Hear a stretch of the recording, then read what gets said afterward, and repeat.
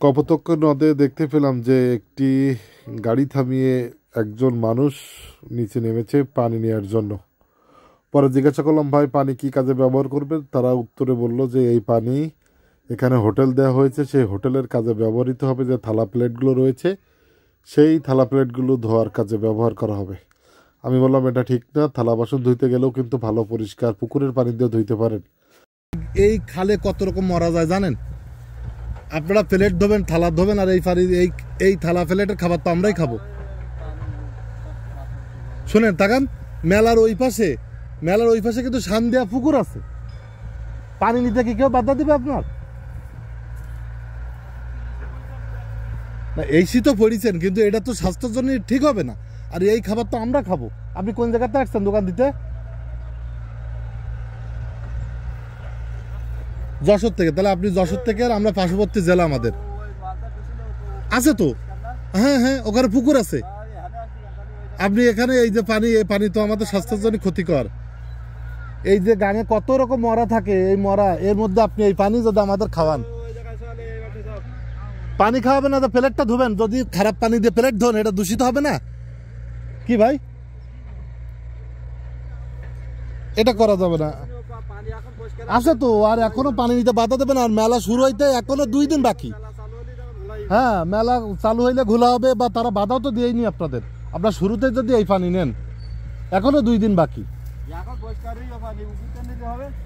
হ্যাঁ, যেহেতু খাবার পানি, এটা হচ্ছে খাবার কাজে ব্যবহৃত হবে। আর এই গাঙে কত রকম মরা থাকে,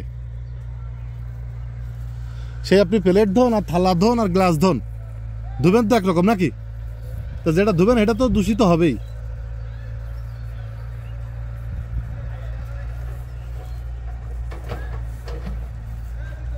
কি আমি যে কথাটা বললাম, আমার কি ভুল আছে?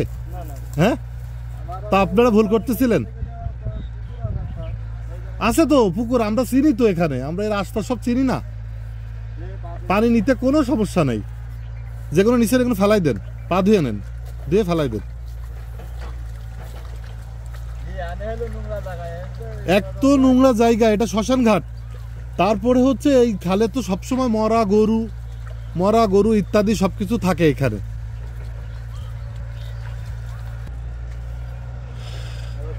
আপনারা তো শোনেন, এই দেখেন, আপনারা তো মরুভূমির দেশে বাস করেন না, করেন? যে আপনাদেরকে পানির সংকট, যে আপনাদের এই পানি নিতে হবে। এই দূষিত পানি দিয়ে যদি আপনি পা ধোন, তাও তো সমস্যা, ঘা পাঁচড়া হইতে পারে। আপনার কিসের দোকান ভাই?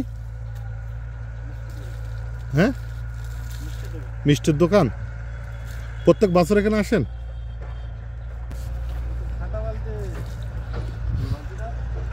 পানি কি ড্রামের মধ্যে আছে? একটু এক বালতি উঠাইছেন?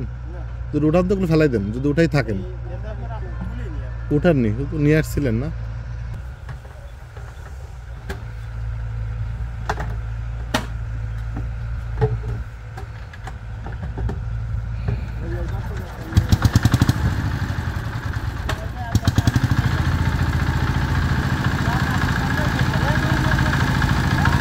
দড়ি নেন।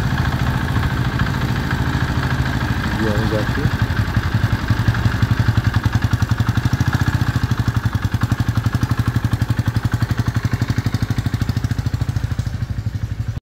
আমাদের এখান থেকে শিক্ষা নেওয়া উচিত যে আমরা না জেনে যেগুলো খেয়ে থাকি সেগুলো কিন্তু আসলে এরকম বিভিন্ন রকমের সমস্যা হয়ে থাকে।